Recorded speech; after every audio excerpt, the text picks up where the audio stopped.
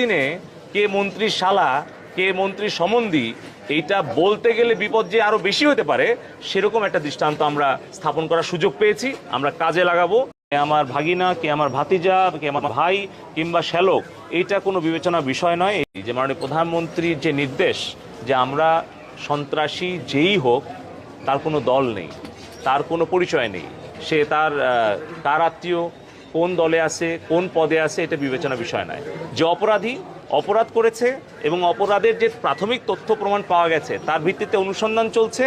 Police যাদেরকেই পাবে এখানে দোষী হিসাবে তাদের বিরুদ্ধে যেই ব্যবস্থাই নিবে আমরা সেটাকে সহযোগিতা করব। বাধাগ্রস্ত করার তো প্রশ্নই আসে না।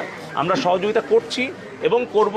আমি আগেও বলেছি আমরা দৃষ্টান্ত স্থাপন করতে চাই যে এই ধরনের কোনো অপরাধ করে কারো নাম ভাঙিয়ে সেটা সঠিক হোক আর বিভ্রান্ত করার উদ্দেশ্যে হোক, এটা যাতে কেউ সুযোগ না পায়। বরঞ্চ আগামী দিনে কে মন্ত্রীর শালা কে মন্ত্রীর সম্বন্ধী এইটা বলতে গেলে বিপদ যে আরো বেশি হতে পারে সেরকম একটা দৃষ্টান্ত আমরা স্থাপন করার সুযোগ পেয়েছি। আমরা কাজে লাগাবো এবং বুঝায় দিব যে কাউকে ভাঙায় নিজের ব্যক্তি স্বার্থ চরিতার্থ করার জন্য কেউ যদি অপচেষ্টায় লিপ্ত হয় তার কপালে দুঃখ আছে।